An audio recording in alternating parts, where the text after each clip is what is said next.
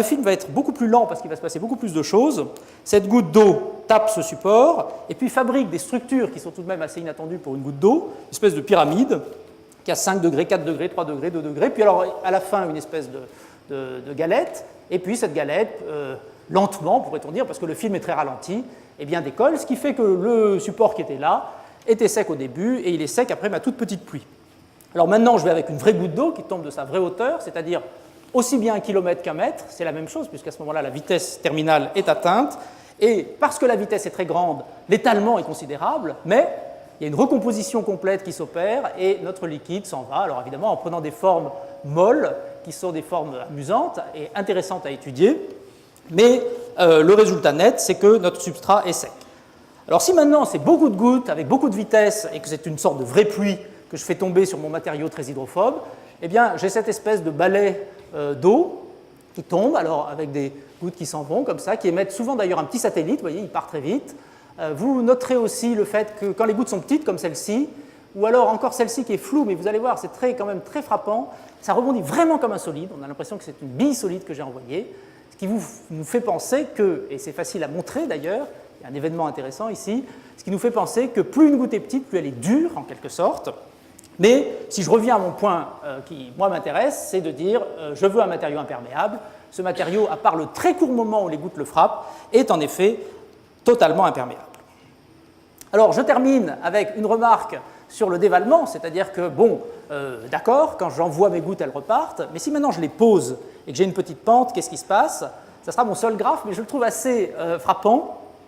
C'est une expérience qu'on pourrait qualifier de galiléenne. On regarde simplement la trajectoire, c'est-à-dire la position d'une boule, qui est une boule liquide ici, sur un plan incliné, l'expérience historique de Galilée. Et la chose très extraordinaire, c'est qu'on trouve le résultat de Galilée.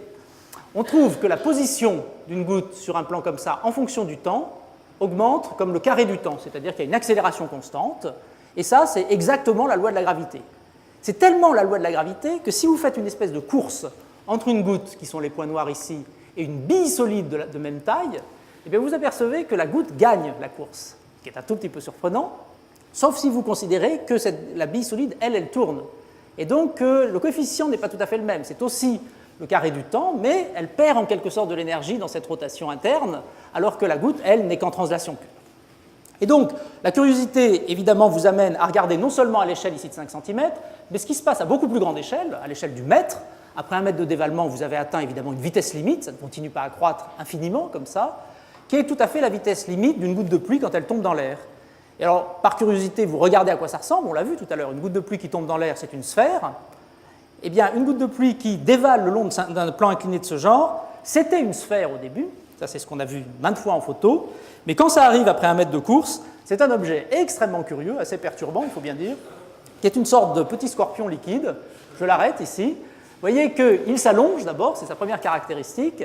Ensuite, il développe une espèce de queue, si on veut, et cette queue, chose très remarquable,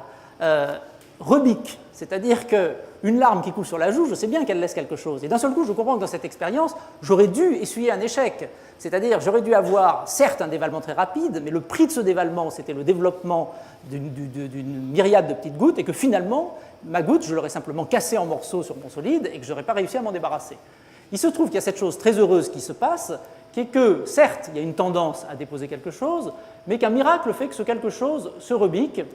et que finalement, cette goutte jamais ne va rien laisser. La raison probable de ça, c'est que, contrairement à ce que je vous ai dit au début de la course, il y a un peu de rotation, donc il y a de la centrifugation, et c'est probablement ça qui fait que cette queue s'en va loin du corps de la baleine. Merci pour votre attention.